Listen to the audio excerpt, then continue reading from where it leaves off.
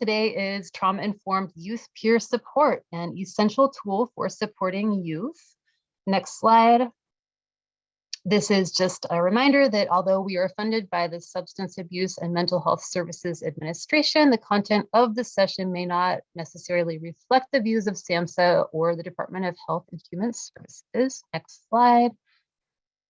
Those of you who may have experienced Zoom bombings, which can happen, we just want to make sure that you know that in the case that any security issues do occur, this session will be ended, and we'll send out instructions by email to have folks sign back on using a new link. Next slide. Here you'll see a map. You may be familiar with this if you've seen several of our other presentations. We are part of a national network of technology transfer centers, and we serve the SAMHSA's Region 9, which includes the US Pacific Islands, Hawaii, Arizona, Nevada, and California. You'll notice on your screen, each region has 3 different colored boxes. The blue boxes represent the addiction TTCs, the green boxes are the prevention TTCs, and the orange boxes, which include our center, are the mental health TTCs. And so many of you are joining from all over these areas, which is awesome. If you're not from Region 9 and you haven't yet connected with your specific region's TTCs and would like to, definitely do reach out to us. We definitely want to be able to connect you to other centers and get everyone all connected. Next slide. Just a little bit more about us, our role. Our Pacific Southwest MHTTC provides training, technical assistance, and resources to support the mental health and school mental health workforce in our region to adopt and implement evidence-based practices across the mental health continuum of care. Next slide. So about our services, our center supports no-cost support or offers no-cost support to the mental health and school mental health field through webinars like today's session, as well as coaching, consultation, resources, and tools. And hopefully someday soon, we'll continue with on-site trainings. Next slide. And on to the next slide.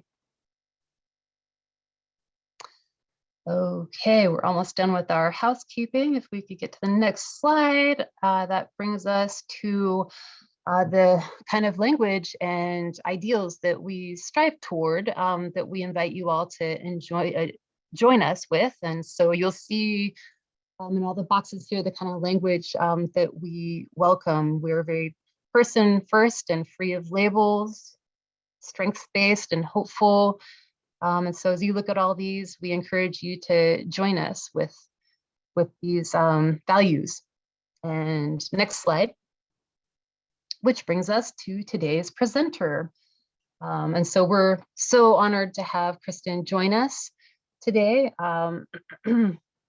Kristen wears many hats and holds many skills as the youth program director at Youth Move National. She supports the implementation of national evaluation of children's mental health initiatives, provides technical assistance to the behavioral health field, facilitates engaging youth in research and evaluation projects, and works with a national leadership team to provide technical assistance products.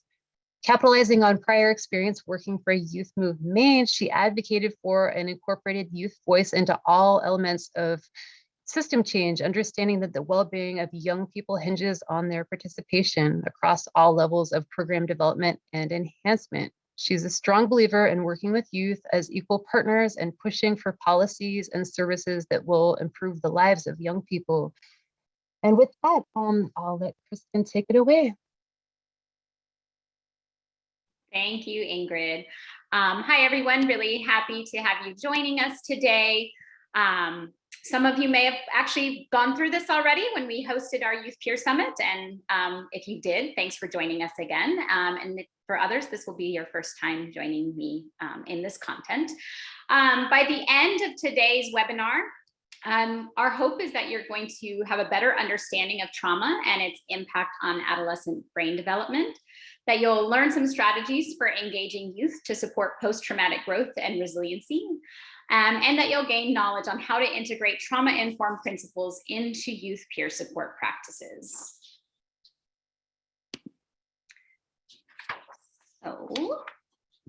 Sorry. So what is trauma? According to SAMHSA's Trauma and Justice Strategic Initiative, trauma results from an event, a series of events, or set of circumstances that is experienced by an individual as physically or emotionally harmful or threatening, and that has lasting adverse effects on the individual's functioning and physical, social, emotional, or spiritual well-being. Trauma has no boundaries and can affect people of every race, ethnicity, age, sexual orientation, gender, and socioeconomic background. Examples of potentially traumatic events include things like psychological, physical, or sexual abuse, community or school violence, witnessing or experiencing domestic violence, national disasters or terrorism, commercial sexual exploitation, sudden or violent loss of a loved one, refugee or war experiences, military family-related stressors, so things like deployment or parental loss or injury, physical or sexual assault, neglect, serious accidents, or life-threatening illnesses. And trauma may also be caused by stigmatization due to gender, race, poverty, incarceration, or sexual orientation. And these traumatic experiences can be dehumanizing, shocking, or terrifying, and frequently include betrayal by a trusted person or institution.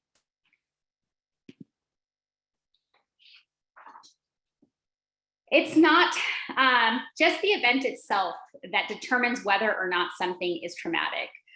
How any event that we experience becomes traumatizing completely depends on multiple factors, both internal and external.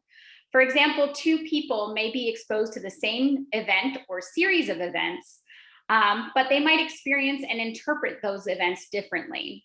So various biological, psychological, and social aspects, including cultural factors, influence a person's immediate response and influence a person's immediate response and long-term reaction to trauma.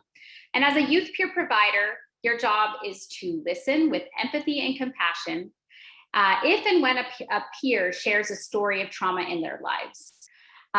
Sharing trauma narratives is also always important to point out is not a competition. And we each bring our own life experiences that are impacted by and created by the traumas we go through. No one trauma is more important than another. They are the stories that really shape our lives. So there's no universal definition of trauma, and trauma can manifest in many ways. Single event or single incident trauma is limited to a single point in time. So a natural disaster, a car accident, the unexpected loss of a loved one, or physical or sexual assault are all examples of potential single event traumas.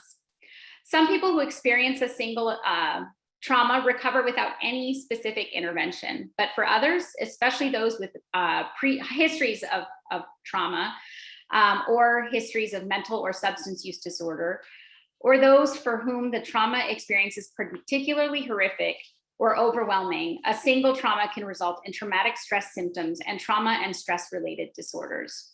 Single traumas don't necessarily have a lesser psychological impact than repeated traumas.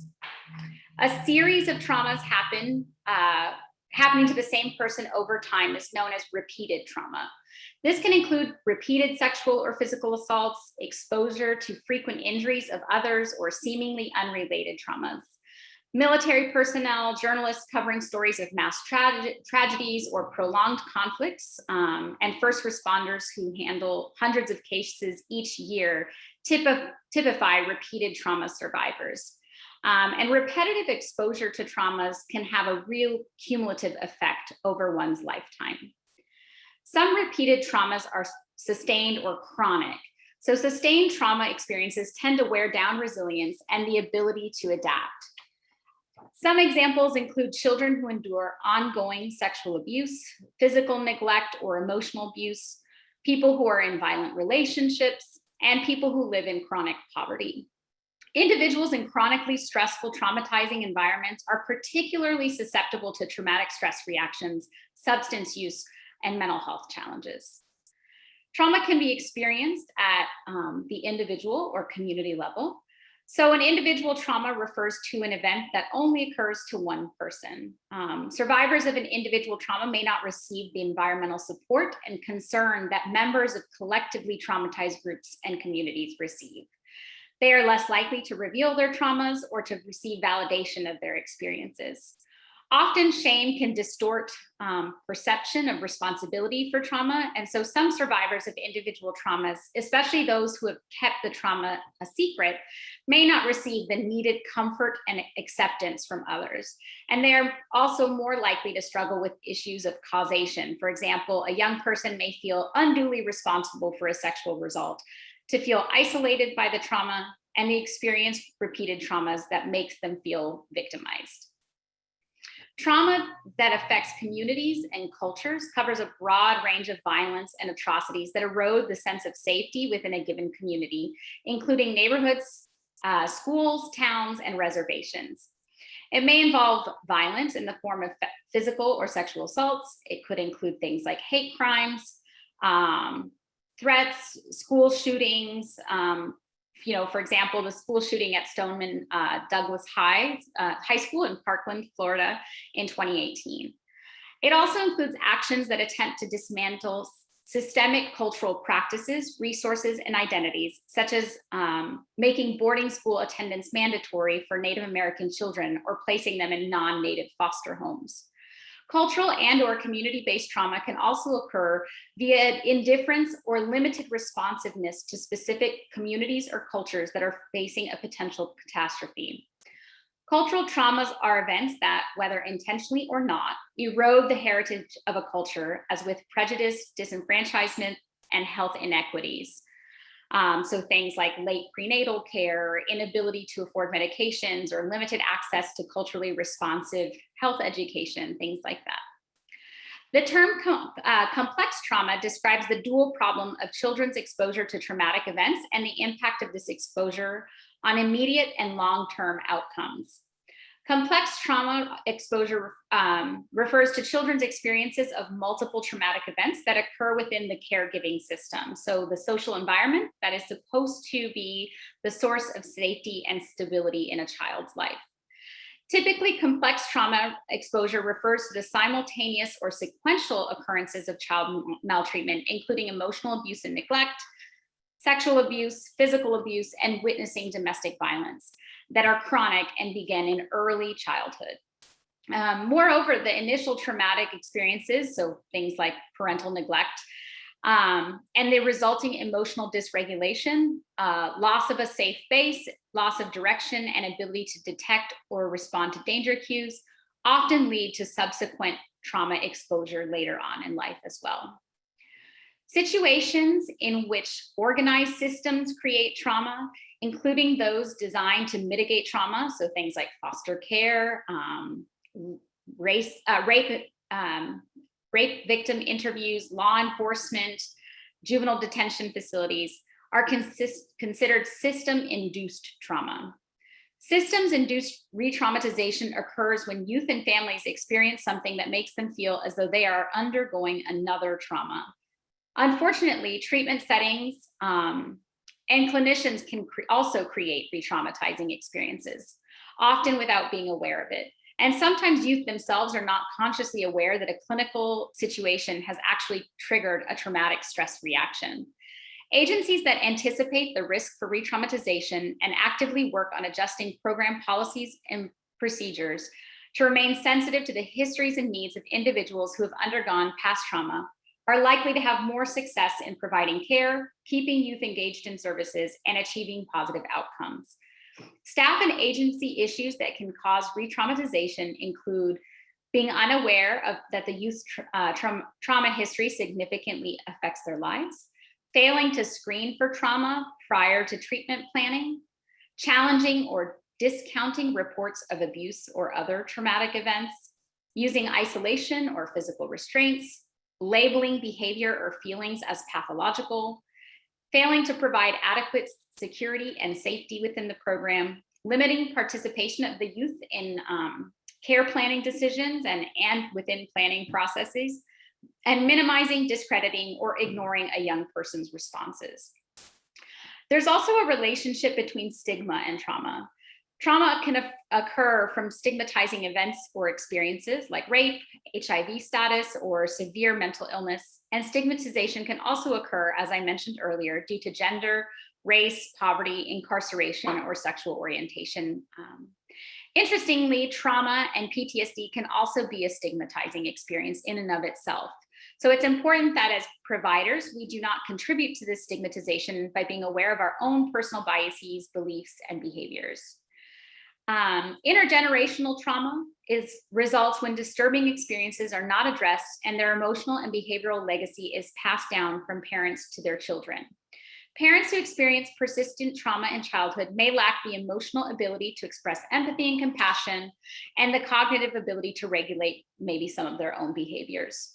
Unresolved trauma may make it difficult for parents to build trusting relationships and healthy attachments with their children too.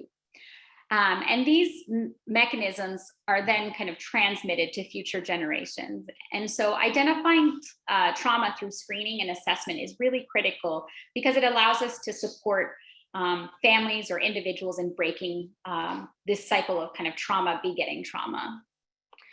Historical trauma is, sometimes also referred to as generational trauma, refers to events that are so widespread as to affect an entire culture. So such events also have effects intense enough to influence generations of the culture beyond those who experience them directly. So the enslavement, torture, and lynching of Black Americans, the forced assimilation and relocation of American Indians onto reservations, the extermination of millions of Jewish people and other folks in Europe during World War II. So these are all examples of what we call historical trauma. Secondary traumatic stress refers to the presence of PTSD symptoms caused by the indirect exposure to traumatic material. Several other terms capture elements of this, but they're not necessarily all interchangeable. Some common examples of secondary traumatic stress include compassion fatigue, vicarious trauma, and burnout. So compassion fatigue is a less stigmatizing way to describe secondary traumatic stress and has been used interchangeably with that term.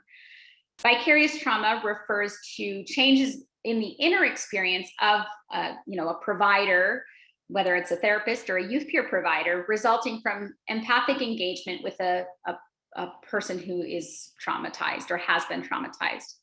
It's a theoretical term that focuses less on trauma symptoms and more on the covert cognitive changes that occur following cumulative exposure to another person's traumatic experiences. And burnout is really characterized by emotional exhaustion, depersonalization, and a reduced feeling of personal accomplishments.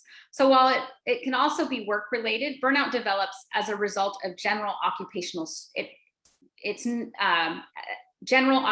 stress, and the term is not used to describe the effects of indirect trauma exposure specifically.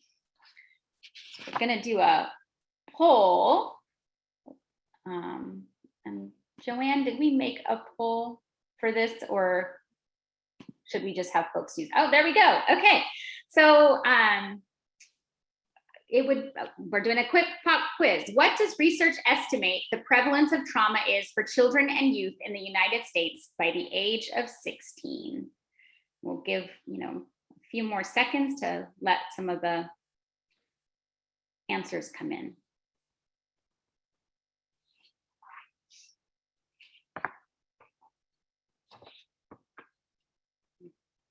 We've got 2/3 in the lead.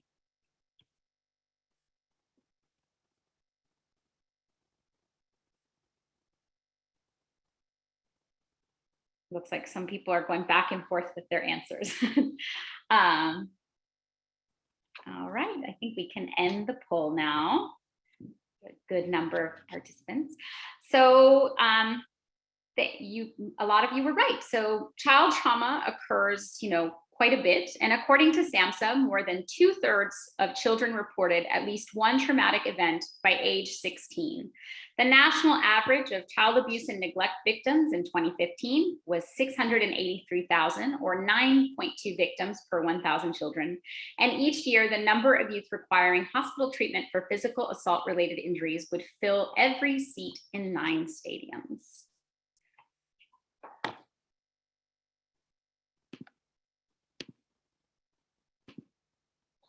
Which leads us to why trauma matters. So trauma affects everyone differently, and how an event affects an individual depends on many factors, including characteristics of the person, the type of characteristics of the event itself, developmental processes, the meaning of the trauma, and sociocultural factors. The impact can be subtle, it can be insidious, or downright destructive. As we just learned, trauma is quite pervasive and affects many of the young people that we work with. Trauma's impact is broad, deep, and life-shaping. In fact, trauma not only affects our mental health, but physical health outcomes as well. The groundbreaking Adverse Childhood Experiences Study, or ACEs, was how I'll be referring to it moving forward, was one of the first and largest studies to demonstrate the relationship between childhood trauma and health outcomes later in life. The study is considered one of the most important public health studies today because it showed for the first time that more than half of the population experiences childhood trauma, and that this exposure has long-term consequences. The study was conducted by the Centers for Disease Control and Prevention and Kaiser Permanente's Health Appraisal Clinic in San Diego. The study involved more than 17,000 Kaiser patients, providing detailed information about their childhood experiences. Most respondents were middle class, they were white, and adults with private health insurance. Respondents were asked 10 questions about their exposure to neglect, abuse, so psychological, physical, or sexual maltreatment by an adult or person at least 5 years older than the participant, and household dysfunction, so things like active substance use by a parent or caregiver, mental illness, violent treatment of a caregiver, and criminal behavior during childhood, again known as ACEs. The findings revealed that ACEs are not only common, but that many individuals who experience 2 or more ACEs. Most importantly, the study showed that individuals who have multiple exposures to abuse, neglect, and household dysfunction are at a higher risk of developing health problems and dying earlier than their peers who've experienced one adverse experience or none. And further, the study results also indicate if individuals have 6 or more ACEs, their life expectancy decreased by 19 years. The findings of this study have been replicated many times nationally and internationally, and they shape the way policymakers, advocates, and providers think about how they think about and to treat trauma.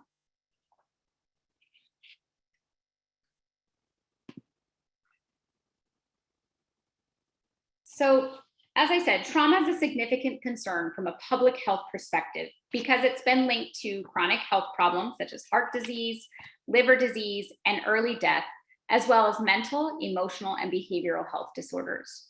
No less profound is the toll persistent exposure to trauma exacts on individual lives.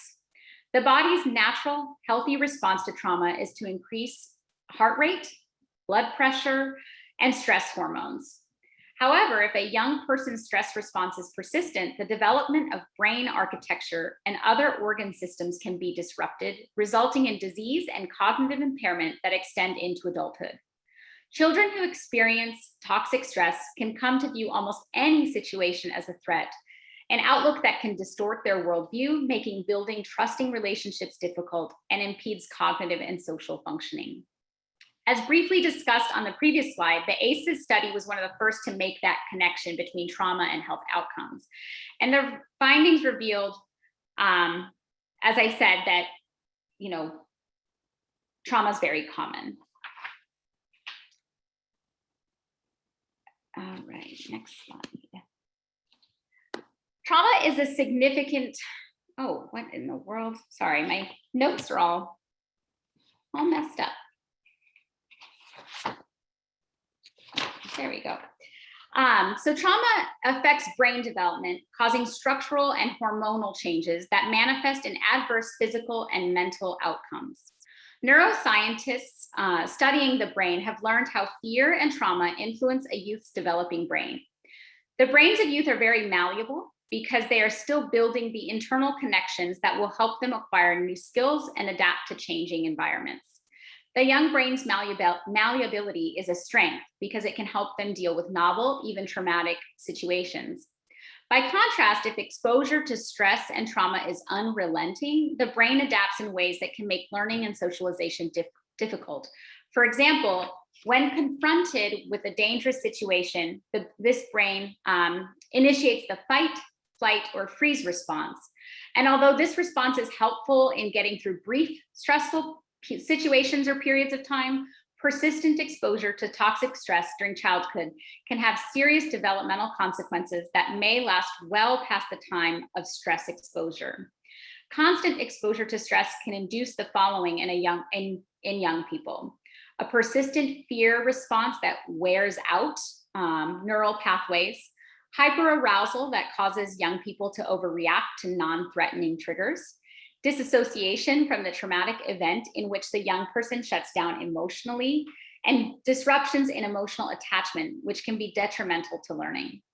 These findings highlight the need to re-examine how we address the needs of young people who've been traumatized, with an eye on both the impact of trauma on the developing brain and the influence of trauma on an individual's history and environment. And we're gonna watch a short video. So I'm gonna open that up. And can everyone hear this? If I could get a thumbs up for something.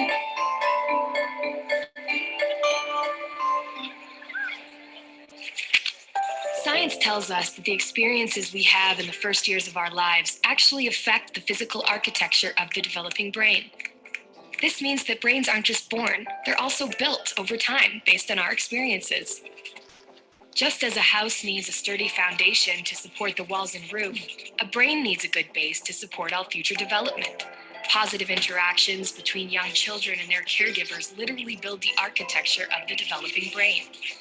Building a sturdy foundation in the earliest years provides a good base for a lifetime of good mental function and better overall health.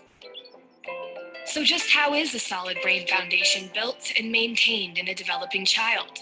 One way is through what brain experts call serve and return interactions. Imagine a tennis match between a caregiver and a child, but instead of hitting a ball back and forth across a net, various forms of communication pass between the two. From eye contact to touch, from singing to simple games like peekaboo. These interactions, repeated throughout a young person's developing years, are the bricks that build a healthy foundation for all future development. But another kind of childhood experience shapes brain development too, and that's stress. Good kinds of stress, like meeting new people or studying for a test, are healthy for development because they prepare kids to cope with future challenges. Another kind of stress, called toxic stress, is bad for brain development. If a child is exposed to serious ongoing hardships like abuse and neglect, and he has no other caregiver in his life to provide support, the basic structures of his developing brain may be damaged.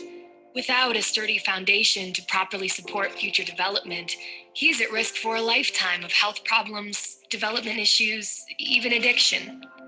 It's possible to fix some of the damage of toxic stress later on, but it's easier, more effective, and less expensive to build solid brain architecture in the first place. One of the things that sturdy brain architecture supports is the development of basic emotional and social skills, an important group of skills which scientists call executive function and self-regulation can be thought of like air traffic control in the child's mental airspace. Think of a young child's brain as the control tower at a busy airport. All those planes landing and taking off and all of the support systems on the ground simultaneously demand the controller's attention to avoid a crash. It's the same with a young child learning to pay attention, plan ahead and remember, and follow lots of rules. Like all of us, kids have to react to things happening in the world around them, while also dealing with worries, temptations, and obligations on their minds. As these demands for attention pile up, Air traffic control helps a child regulate the flow of information, prioritize tasks, and above all, find ways to manage stress and avoid mental collisions along the way. Having this ability is a necessity for positive and level mental health. Developing effective air traffic control, overcoming toxic stress, and building solid brain architecture are things kids can't do on their own. And since strong societies are made up of healthy, contributing individuals, it's up to us as a community to make sure all young people have the kinds of nurturing experiences they need for positive development. To build better futures, we need to build better brains.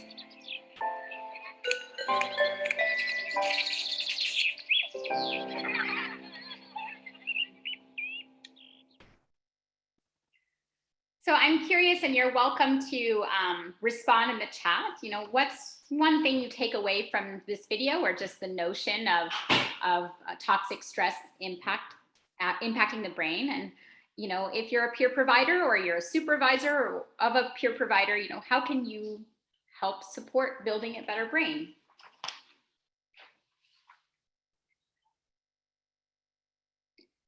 And while you think about that, I'll move on to the next slide. So how youth respond to trauma really varies on many things, including their age, how the traumatic event was perceived or understood, history of past trauma, how the traumatic event is actually responded to by those around a young person, and culture. So culture is critically important in thinking about the impact of trauma, because culture is central to our identity, and it determines how individuals react to trauma and make sense of their experiences. Similarly, culture plays an important role in determining how individuals respond to treatments and what strategies may be used to help them recover from and deal with traumatic stress. So, you know, serving youth from any culture requires an understanding of their heritage, and that's really going to be vital to keeping them connected to their own personal values and culture. I wanted to take a second just to share some of the comments coming in here as takeaways from the video. So I'm seeing some folks got that it helps build a strong foundation, educate kids and youth on toxic stress.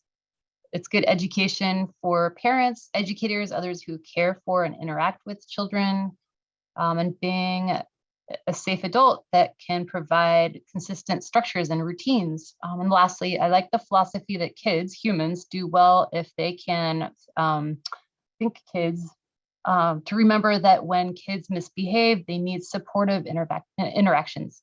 Mm-hmm. Yeah, absolutely.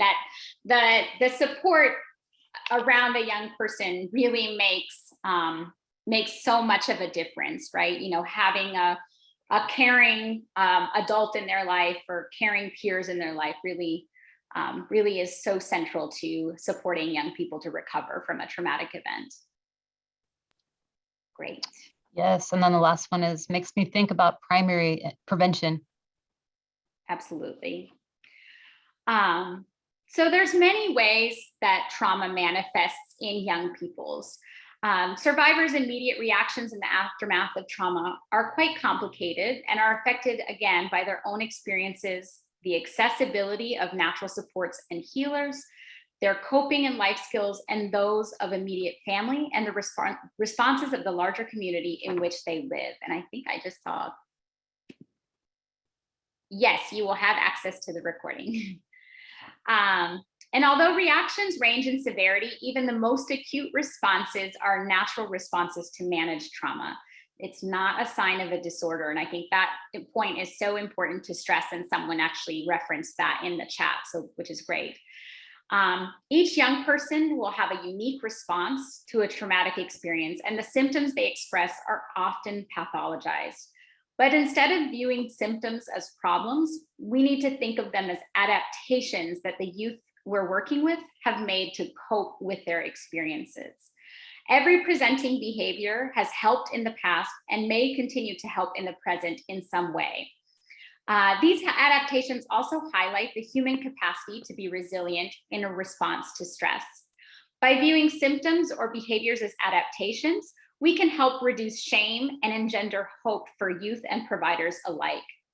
Some potential trauma responses you might hear from young people include the feeling that they are weak, strange, or childish, or they might say, I feel like I'm going crazy.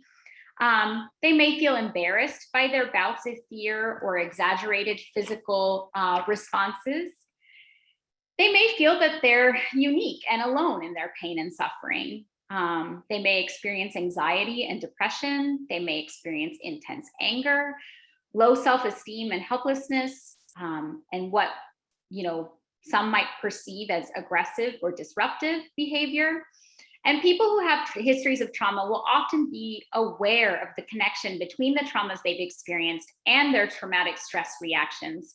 So they may notice their depression, anger, or anxiety, or they might be able to describe themselves as going crazy without actually being able to pinpoint a specific experience that produced those symptoms.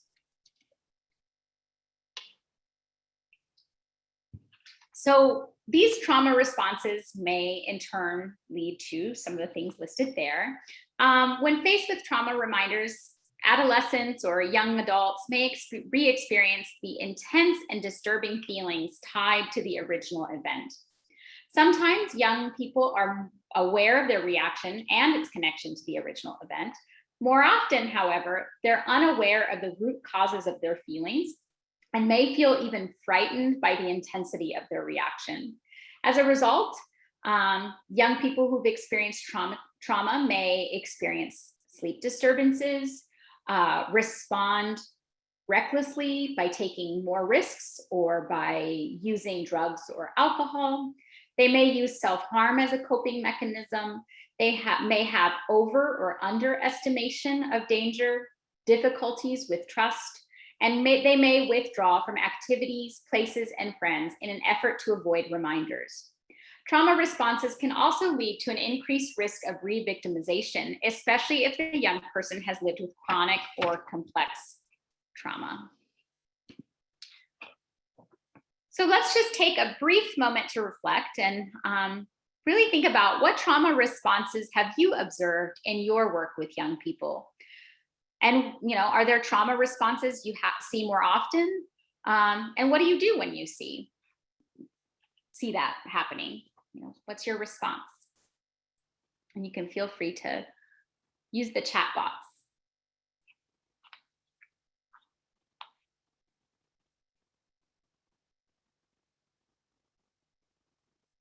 And I'm going to go to the next slide while people think about that. And if you want to share, oh, actually, I see something coming in.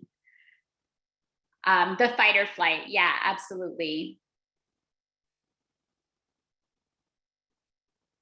Yeah, and it sounds like, I think, seeing friends pass away, whether it's by an accident or not, or, violence, that's a lot to handle, Anthony. Some compassion among youth for their shared traumas, sometimes the opposite. Yeah, that's really about, kind of in the vein of peer support, right? Is that, sometimes we can connect with others who have similar lived experiences or who have gone through similar things. Observed cutters, children who tend not to participate in social gatherings or sports, withdrawing from family by not eating traditional meals, the disassociation, disconnection, have had youth respond by lashing out, destruction of property, disconnecting from others. In a school, Felipe used to work in a school setting, and when youth came in to see, it was commonly because of their behavioral response to others, substance use, breaking laws, anger. So sounds like a lot of self-harm and substance use, nightmares, absolutely. Yeah, withdrawing.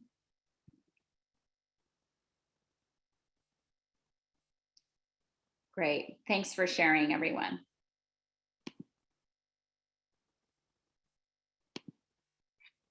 So trauma has, significant impacts on both individuals and their relationships.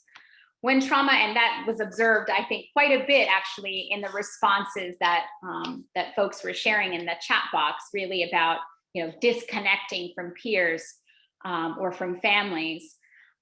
So, a part of that is because when trauma occurs, trust can be shattered, feelings of safety destroyed, personal boundaries may feel violated, feelings of hopelessness and helplessness may be induced, and there may be a loss of a person's choice and power, feelings of shame, guilt, rage, and self-hatred. And among other things, they may be experienced, all of which can result in this isolation and disconnection from one's personal self, others, and the world around them. So I saw that a lot coming up in the chat of what you've observed. And when you're building connection with an individual and you are trying to understand their worldview, you can see how trauma or the trauma of those you are building a relationship might get in the way of that. So as a peer provider, as a clinician, whatever it might be, you can really see how that impact of trauma can affect relationship building. We do now know that trauma impacts everyone differently. And just because you experience trauma does not mean that you cannot overcome and heal from that pain and continue to live a healthy, productive life. This is where resiliency comes into play and can be a critical aspect to explore with those you are building relationships with and working with. I do have a quick note on resilience because I think often that is the key takeaway in healing-centered trainings or trauma-informed trainings or trauma-responsive trainings, whatever your phrase is. And resilience is absolutely very important, but I think it often places the onus on the young person or the person who's experienced trauma, when really the community around and access to supports are really kind of necessary. Include things like housing. These are fundamental to supporting the recovery of someone who's experienced trauma. And so as a community, making sure that we're coming together and not placing all of our efforts into kind of just building resilience of a person, but really addressing kind of the systemic things around that are going to support a young person to actually build resilience in the first place.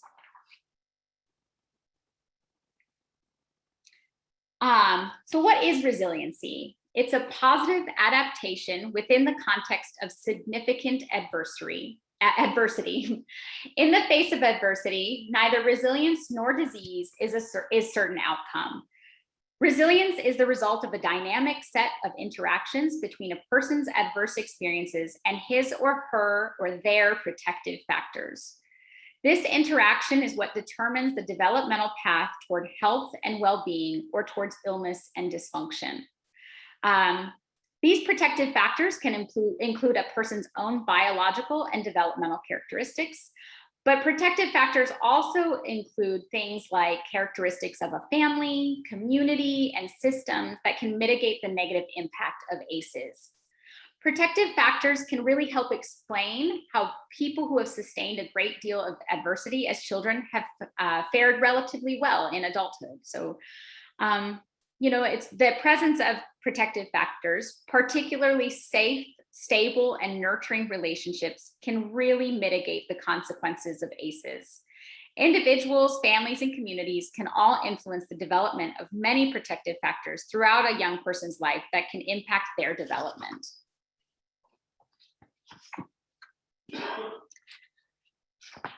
No youth is magically resilient or invulnerable to ACEs, just as no individual young person is automatically doomed in the face of experiencing ACEs. There are multiple pathways to resilience. Resilience researchers continue to refine the understanding about the ingredients and processes involved in supporting resilience. However, there is agreement about a variety of important individual, family, and community conditions that support resilience. So things like close relationships with caregivers or other caring adults, having a parent model resilience, caregiver knowledge and application of positive parenting skills, identifying and cultivating a sense of purpose. So that might be through faith, through culture, or their personal identity. Individual developmental competencies, so things like problem-solving skills or having self-regulation skills or feeling a sense of agency. Social connections, socioeconomic advantages and concrete support for parents and families, communities and social systems that support health and development and nurture human capital. So some of these protective factors really can help a young person to feel safe more quickly after experiencing the toxic stress of ACEs, and can help to neutralize the physical changes that naturally occurring during and after trauma. If the youth's protective networks are in good working order, development can remain strong even in the face of severe adversity. If these major systems are impaired, however, either before or after the traumatic experience, then the risk then for developmental problems is much greater. That's particularly true if the environmental hazards are prolonged. So in some, even with negative consequences of toxic stress or from ACEs, can be buffered with the support of caring, competent adults and appropriate intervention and support for families and youth.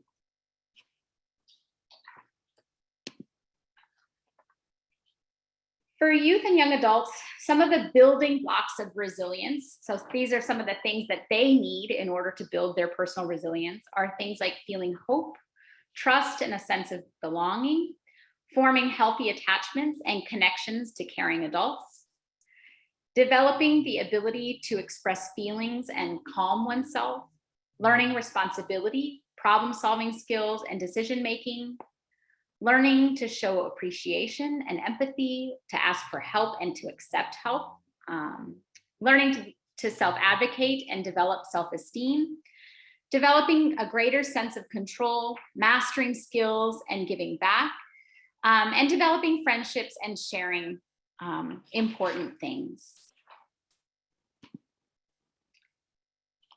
Just like most of us have experienced some sort of traumatic event, around 30 to 70%, which is a big window, of trauma survivors say that they have experienced positive changes of some sort as a result of the traumatic event.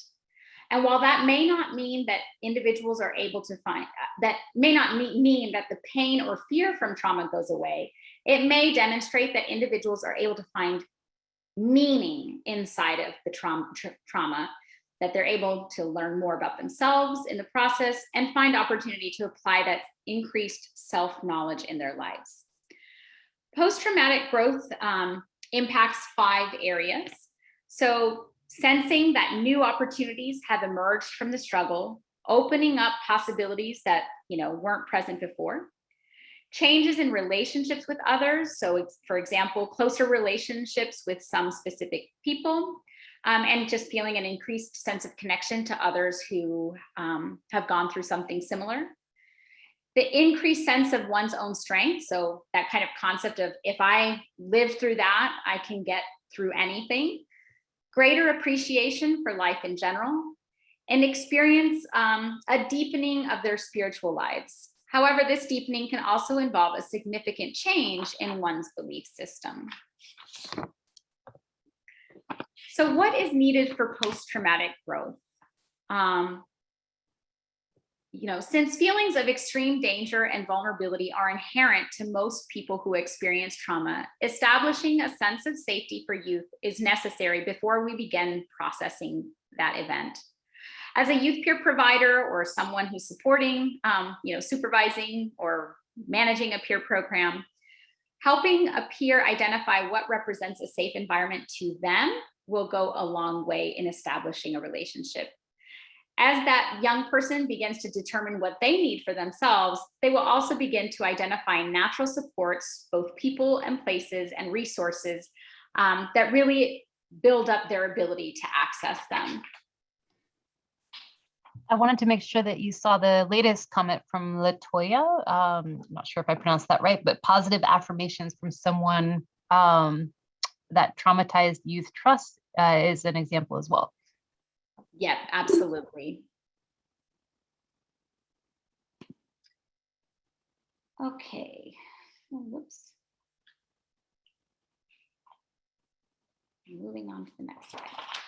So trauma-informed theory, and I'm sure many of you have heard this before, has a simple premise in that we need to presume the youth that we serve have a history of traumatic stress and exercise the kind of universal precautions by creating systems of care that are trauma-informed or healing-centered. One of the most important approaches to take instead of asking what is wrong with you is instead to ask what has happened to you.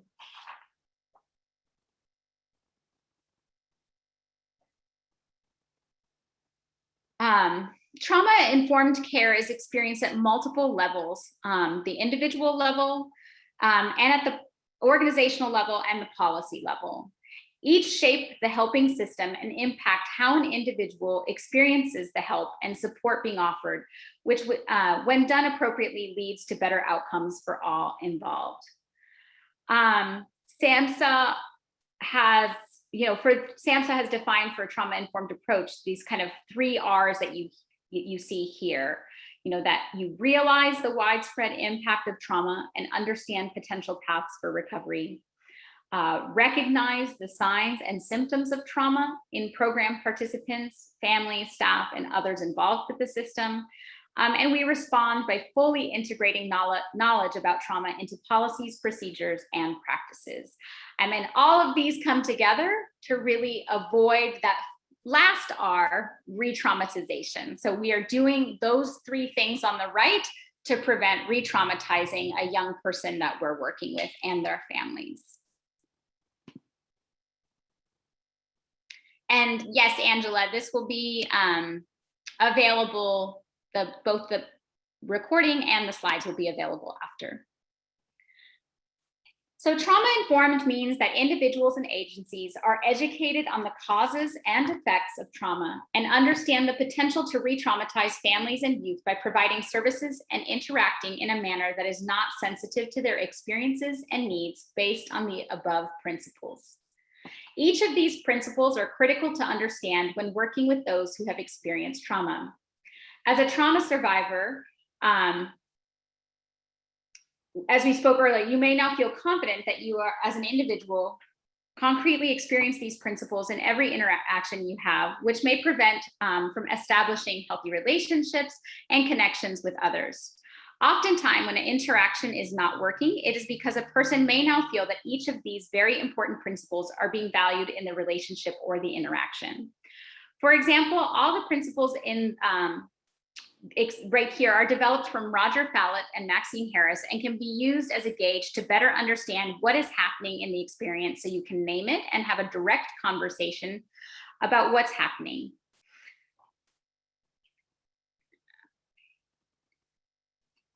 As I've already said multiple times, an individual must feel safe, calm, and secure in the environment, both physically and psychologically. The interpersonal interaction between persons served and providers throughout an organization helps promote a sense of safety for the individual. Because trauma inherently involves a physical or emotional threat to one's sense of self, families and youth are often especially attuned to signals of possible danger. It's essential then that service organizations prioritize safety as a guiding principle in order to become more hospitable for trauma survivors and to avoid inadvertently re-traumatizing people who come for services.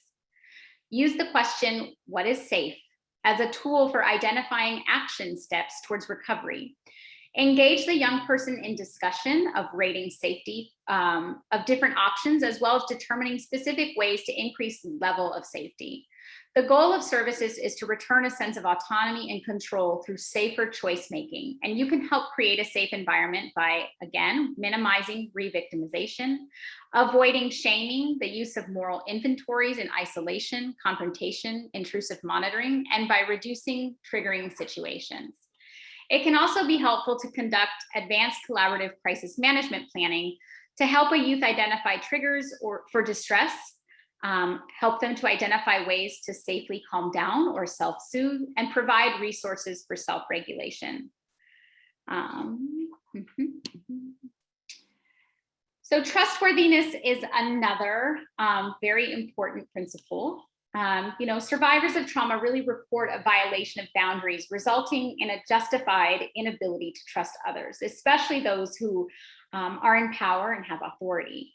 A trustworthy organization is one that demonstrates appropriate boundaries, task clarity, clear, consistent policies, and reasonable expectations for providers and families and youth. And the trauma-informed organization recognized how trust has been violated and seeks to earn that trust.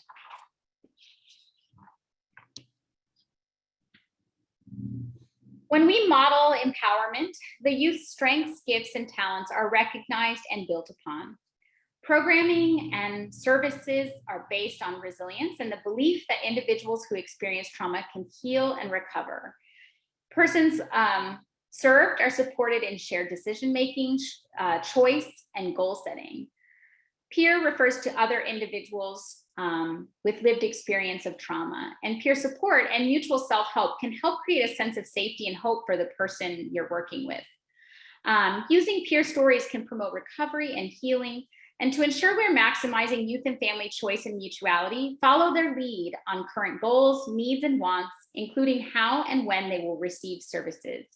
In practice, what this might look like is presenting options for services and respecting the choices a young person makes, assisting the young person to learn self-advocacy and promote involvement in services, as well as sharing concerns regarding services they're receiving, involving youth in planning of their services, and using things like motivational interviewing techniques to help a young person guide the process. Excuse me.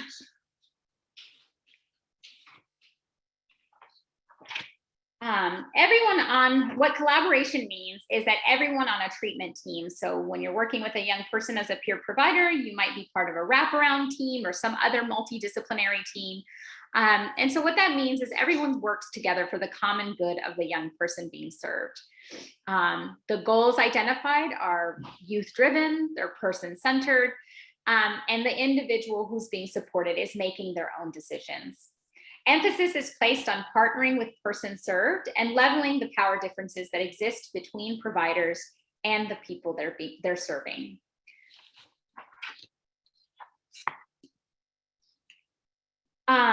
History has documented that race, sexual orientation, and gender nonconformity have been associated with increased rates of mental illness.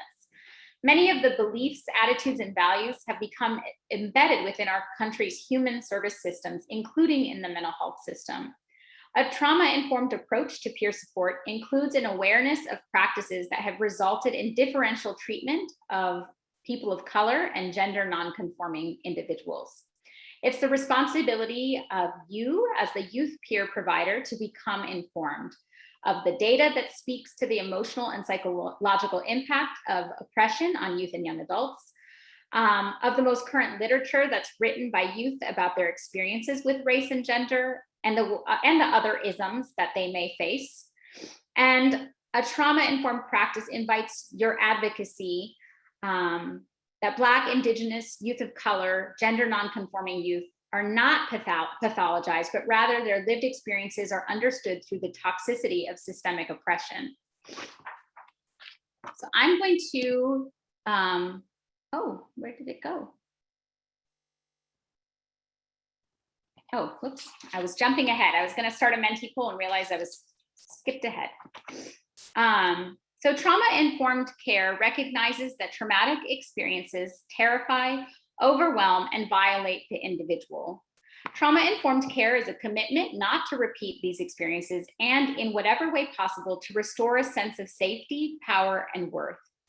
Agencies that are aware of the impact of trauma, including historical trauma, and commit to a trauma-informed approach are able to demonstrate proficiency in trauma-informed care with policies, procedures, and practices that create safety, through physical safety, trustworthiness, clear and consistent boundaries, transparency, predictability, and choice, restores power through choice, empowerment, strength-based perspectives, and skill building, and promotes self-worth through collaboration, respect, compassion, mutuality, engagement, and relationship, and acceptance and non-judgment. So now we're going to do a mentee poll. I don't know if you've ever used mentee or not, but if you want to either open a new window on your computer browser or pull out your cell phone, that's usually what works best for me. I'm going to briefly share a new screen. Okay, share. Can everyone see this screen with the mentee question? Great. So if you go to www.mentee.com and you use the code 568581, you should have this question pop up and a field to answer it. So what strategies do you currently use when you work with youth who have experienced trauma?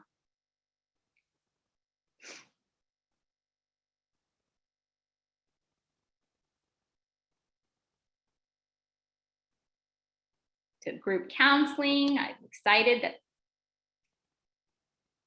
these answers are going to start rolling in. Listening and asking questions. Empathetic responses. Absolutely. And all of these things, you know, the listening, asking questions, empathetic responses are all kind of central to the you know, safety and trustworthiness, and all of the other principles of trauma informed. So motivational interviewing, listening and being supportive, little things like letting them walk into the room first and not sitting with them with the back to the door, co-creating service plans together, absolutely. Listen to them, meet them where they're at, empathy, reflective listening. I see another motivational interviewing. Oh, another one. So CBT techniques, active listening, motivational interviewing, hands-on activities while talking. Meeting them where they are is key to forming an alliance. So group counseling, establishing group agreements, asking what does safe look like, you know, what triggers should be aware of, making sure they know we share similar experiences, but ultimately being a listening ear and asking questions to show genuine interest in their lives, staying with them as they're processing triggering emotions, not rushing it, giving them space to walk through it. Listening for the untold story. I really like that one because I think that often it's what we don't hear that helps us to kind of figure someone out. Trying to make a personal connection, listening and asking them for what solutions they think will work. I think that's so important, really having a young person driving what solutions we identify. Listening, empathy, asking questions, and youth and young adult engagement agreement. These are all great. Thank you all. Great, thank you. And I'm gonna go back to the PowerPoint now. Okay.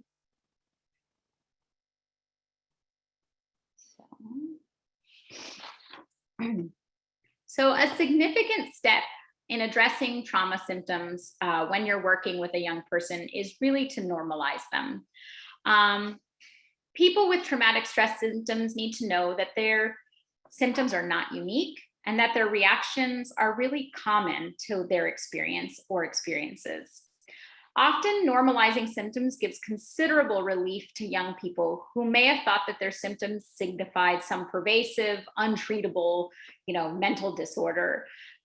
So for example, explain to youth that their symptoms aren't a sign of weakness, a character flaw, or being damaged. Rather, if you frame hyperarousal, sleep disturbances, and other physical symptoms as common reactions to extreme stress. You'll also want to communicate that prevention and other wellness activities, whether it be therapy, medications, exercise, yoga, meditation, whatever is soothing to them, can really improve both the psychological and physiological symptoms of trauma. And based on youth, the issues that a young person has or the symptoms that they're experiencing, you may need to actually encourage them to seek additional mental health supports and help refer them to, greater levels of care if that's necessary.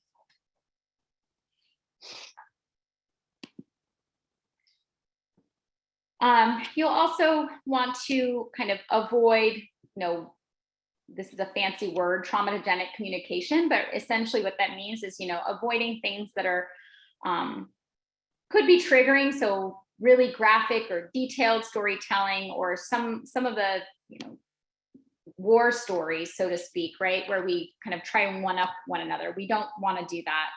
And you're going to want to, establish healthy boundaries with young people, so things like what hours you're available to text with, or social media friendships, which is always kind of tricky when you're a peer provider. And we actually talk a little bit, I'm going to be doing another session on ethics and boundaries in peer support, and we will explore some of these kind of boundaries and how to establish those. So really, and then again, establishing physical and emotional safety, promoting predictability and consistency, that's really going to help to build that trust with a young person, and really framing crisis as an opportunity for growth.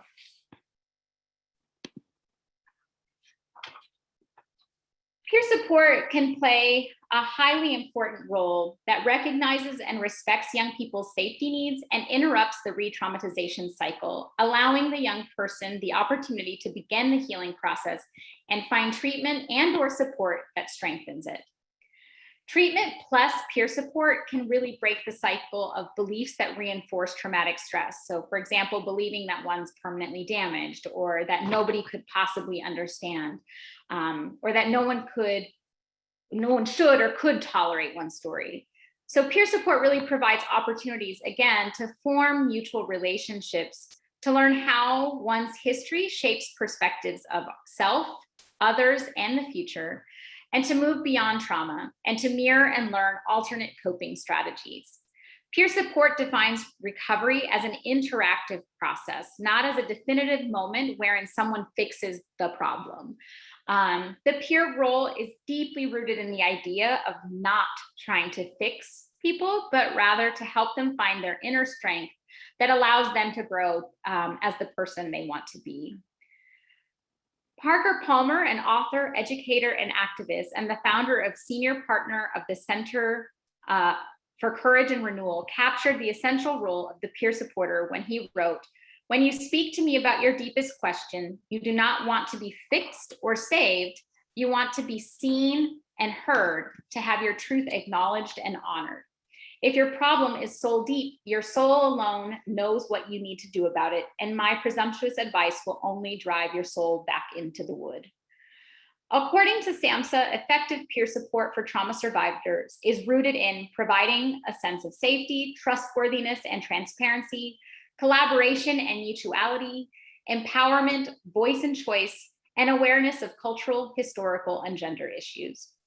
In 2008, Sherry Mead wrote that trauma-informed peer support practices include building on shared experiences and mutual exchange, eliminating the power differential inherent in traditional mental health settings or clinical relationships, providing reciprocal receiving and giving of support, and fostering relationships that establish new ways of understanding the experience, not as clinical pathology, but rather as understandable reactions to trauma. As peers of trauma survivors, we must be secure in our own recovery and self-aware of our own personal triggers. By providing a safe environment for young people to grow, and through our understanding of our own experiences, we are able to provide a glimpse of the possibilities of healing and recovery. We're going to do another mentee poll now.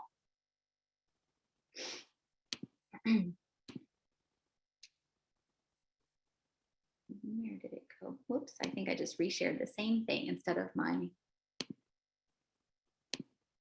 Okay, great. So next. So how do you take care of yourself in this work? When you're working with young people who have trauma histories, as we discussed, vicarious trauma or burnout, or compassion fatigue can really take a toll on us. So how are you taking care of yourself in this work? Wine, I hear that. Fishing, coffee, going for walks, mindfulness, food, sleep, so important. often the first thing to go though, unfortunately. Meditation again, some more mindfulness. You know, the way these work is the more answers that are the same, the bigger the word gets. Any other ways you are taking care of yourself? Dogs. Watching TV, I see that in the chat. I think I just saw shopping with lots of exclamation points as well. Disengaging, yeah, sometimes, you know, sometimes it's important to kind of log off, you know, turn off the computer, turn off the phone, and really, you know, as you said, disengage. Listening to 80s pop, beach time, more exercise, supervision. And I'm really glad someone put that in there, because it's just, you know, supervision's always important. But it's especially important to have really good quality supervision for peer providers. You know, it's a really unique position, and it requires really, as I said, quality supervision. So grounding, I see gardening and baking and venting to others, pampering. So lots of good time with my family, feedback from others, journaling, vacation. Yes, always use your PTO, don't hang on to it. It's there for a reason. Great. Thank you all for doing that with me. Okay. So the reason I had you do that poll is because, as I said, you know, you have to take care of yourself. You know, compassion fatigue, secondary trauma, and burnout can really impact your work. You know, it's important to sustain balance between work and your personal life. You know, make use of effective relaxation time and methods. Use meditation or spiritual practices that you find calming, if that's your thing. For me, those things actually give me anxiety because I feel like I'm doing it wrong. Assessing your self-care practices can be helpful too. You know, we have both positive and negative coping skills as adults, as peers, as providers, whatever. So assessing your self-care practices and finding what works for you is also really helpful. Taking time to be in nature.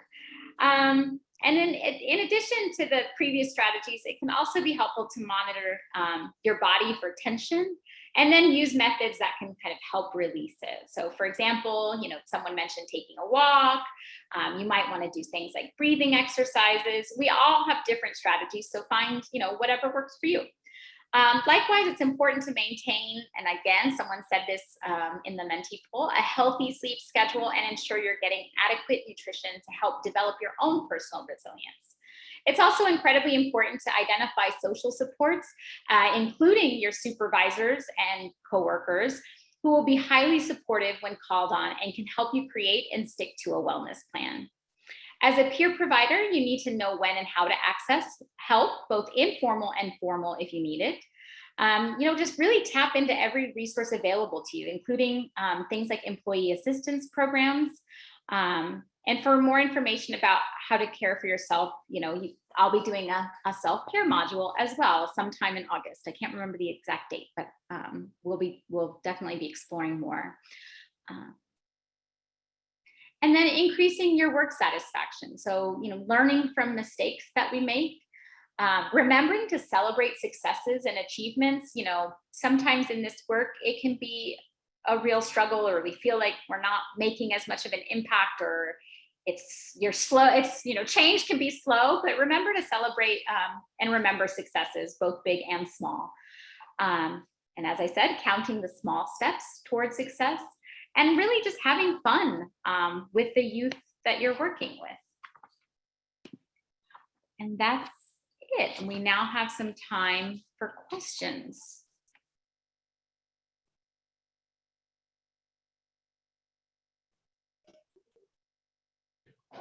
So questions can go in either the Q&A box or the chat box. We'll keep eyes on both, of course.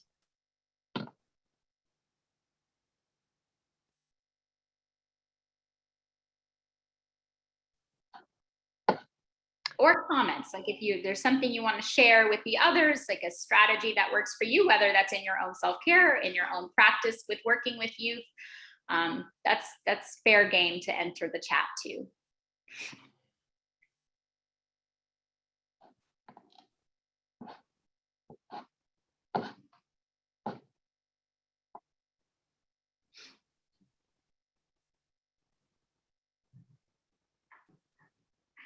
Well, if there aren't any questions, oh wait, actually, I think I saw.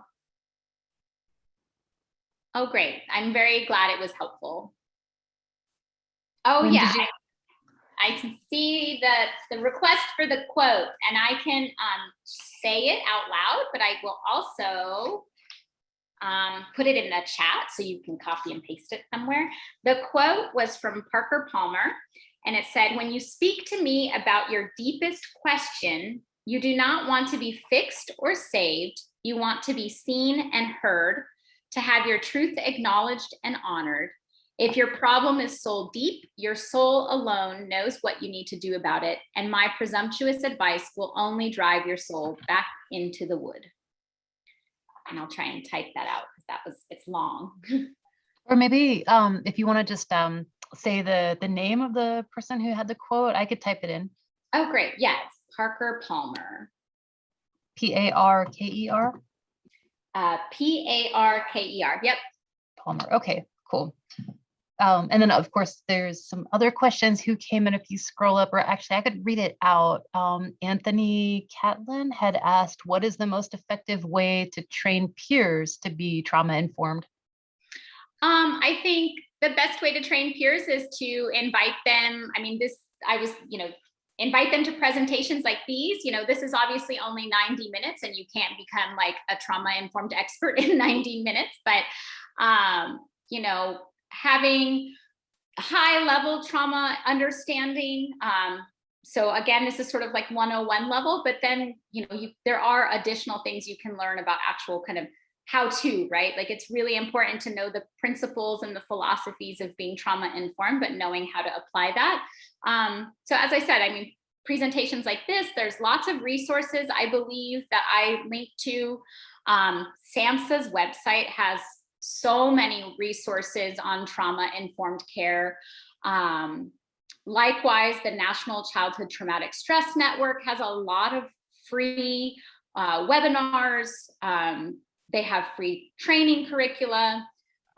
There's lots of resources out there, but I think, it is important for any peer provider to have some training on trauma-informed care and what that means, because a lot of the things that apply at the organizational level also apply on an individual practice level. And yes, Brenda, you will have access to the recording. I don't have additional trainings that I am doing, but I do facilitate a learning community for the Region 9 the Pacific Southwest Mental Health Technology Transfer Center.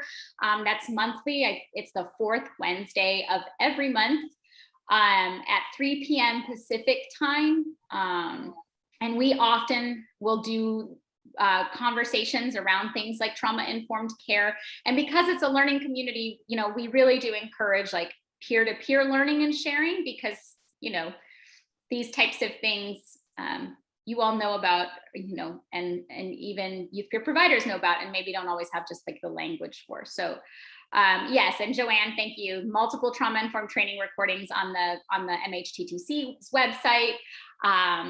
Likewise, the National Training and Technical Assistance Center, or NTAC, I'm assuming will also have lots of webinar recordings on trauma informed. But really, one of my favorite resources, definitely the NCTSN, the National Childhood Traumatic Stress Network.